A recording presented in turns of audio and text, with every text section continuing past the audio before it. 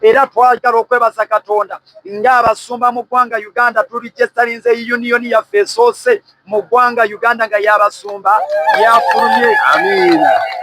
Ate nga tukkiriza Katonda ku mulundi guno gwokka tugenda kubeera mu kanisa tusabe nnyo ate nga tukola nnyo. Omulembe gubaddewo nga gw'abasumba kitwale ekikwate ekikyo kibuuke kiyita mu ddirisa, naye ku mulundi guno tugamba nti tugenda kusaba nnyo. Bwe tumala okusaba tufulume tulundeyo embuzi, tufulume tulundeyo enkoko, tubeeko emirimu gye tukola okugatta ku mulimu gwa Katonda, kubanga twakizuula ekyo nti ekanisa si mulimu naye ekanisa buweereza Katonda bwe yatuwa okubanga tutuukiriza buweereza bwa Katonda. Bwe tufuluma ate tube n'emirimu gye tukola. Amen.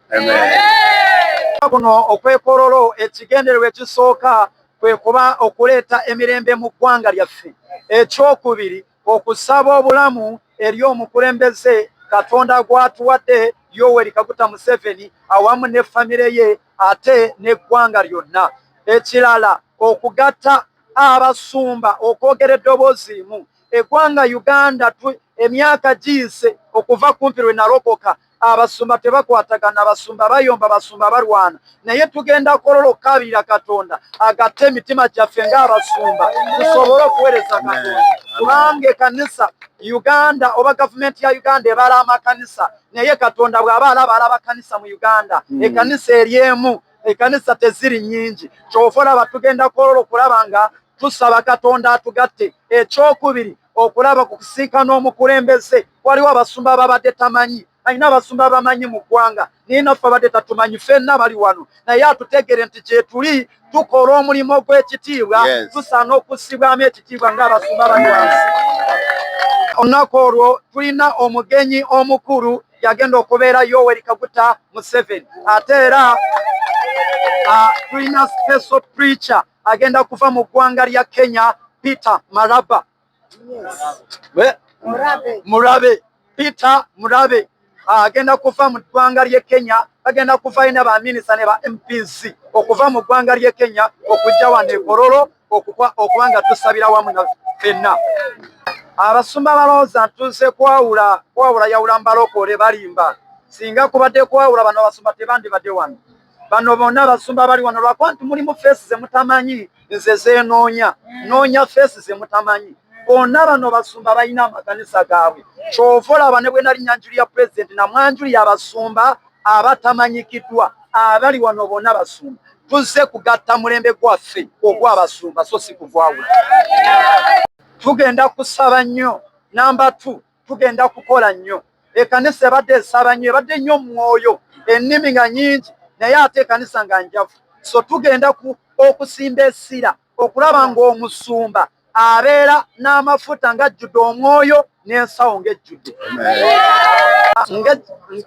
Nga Generation Pastors Network ebyo bye bimu ebitutwala e Kololo, kubanga emirembe bwe twogera emirembe tuba tuganye enguzi, tuba tuganye accident, tuba tuganye obusamize, tuba tuganye ebintu byonna ebisobola okulumya Bannayuganda. So ekitutwala e Kololo kulaba mirembe mu ggwanga Uganda nga tugoba enguzi, nga tugoba obusamize, nga tugoba obulyake mu ggwanga lyaffe Uganda. Tulabe eggwanga lyaffe nnyaffe ng'abala ebibala ebirungi, ebibala ebyegombesa. Mumanyi nti eggwanga lyonna disitulikiti twakatambulira disitulikiti 65 ze twakatambula nga tuyita abantu okujja Kololo okulwanirira eggwanga lyabwe. Mujjukire ffe ng'abasumba tetuli bannabyabufuzi kugenda kukuba okwekalakaasa. Buli kye tulaba ekitatambula bulungi tugenda ku viivi. Njagala okubayita Kololo abasumba mwenna tugende ku viivi tutereze omulembe gwaffe ogugenda okuddako n'okujja ennaku z'omwezi nga 4. Tuyita ab'Embalala, tuyita ab'e Masaka, tuyita ab'Arua, tuyita eggwanga lyonna. Olaba ne Kenya eggwanga Damba Kenya wagenda kuvayo ba MPs abasuka 8 okujja wano okusaba.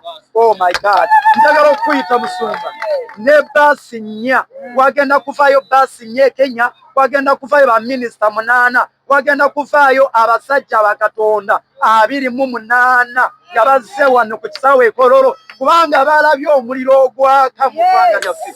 Revival esituse. Mwe mulembe Katonda gwatuwadde, mwe mulembe gwaffe okukutwala ku ddala eriddako. Mikwano gyaffe twagala okwebaza Katonda olw'omukisa gwatuwadde omubereberye ogusoose mu ggwanga okusanga abalokole nga bonna boogera obulumi bwe baddukamu olw'obwavu, era nga tulaba mu mulembe guno nga Katonda ayanukula ekkanisa mu mulembe mu myaka egibaddewo. Lino ly'eddoboozi ly'obunnabbi erigamba nti ebiseera eby'okkaaba n'okugoba emizimu gy'obwavu gyagenda, kati ekiseera twanukuddwa kyakkola. Nze Bishop Joseph Ruima okuva mu Praise and Worship Centers Church wano mu Busiika mu Luweero, wano kasita kitokote Luweero manya kikutteyo, era nkunga ab'e Luweero mwenna Luweero district yonna ne Nakasongola ng'emiriraano, Nakaseke ng'emiriraano n'okudda e Kayunga. Ffenna ng'ennaku z'omwezi 4 olwaleero tuli kye bayita akasiki akakololo. Ekololo tugendayo kulaba nga Katonda amaze okwanukula essaala ze twasaba. Ebintu ebikyasinze okuluma ekkanisa oba n'abasumba ekituleetera okwaniriza n'abazungu ne tutuuka n'okwagala obbanaaza ebigere, tubasuubira lwakuba nti bo bagenda tujja mu bwavu. Naye twebaza Katonda kuba n'abasumba boolaba abatwetoolodde bonna balina ambulera mwe tuva, tulina denomination mwe tukkiriza, naye temuli ddoboozi libadde lyanukula kino. Kati ffenna tulina olulimi lumu, obwavu buve mu kkanisa, buve mu booluganda, nga tokyagenda mu kkanisa kuwaayo nga weekweka. Obadde otuuka okuwaayo n'oddukako emmanja osooke weetaasa akaseera kayite. Kati tugenda celebratinga nga tuli bakozi nnyo ate nga tuli baweereza nnyo ng'ekkanisa egenda mu maaso ku lw'eggwanga. Nga treasurer wa GPN nkunga Uganda yo ekisinsi kyazze tusisimula nga Bayibuli wegamba nti golokoka yaka kubanga omusana gwo gutuuse. Guno gwe musana gwa Uganda. Abasumba mwenna gye muli, abayimbi mwenna gye muli, ng'ennaku z'omwezi 4 omwezi gwa 8 tugenda Kololo. Omukulembeze mwamuwulira ng'ayogera nti kino ekisanja kye tugendamu kisanja kya kukola. Naffe nga GPN gwe mulamwa gwe tulimu. Kati mujje tusabe Katonda atuukirize ekigambo ky'omukulembeze. Katonda bw'anaakikoona mu stampu buli kimu kigenda kuba nga kiwedde. Nnaku z'omwezi nga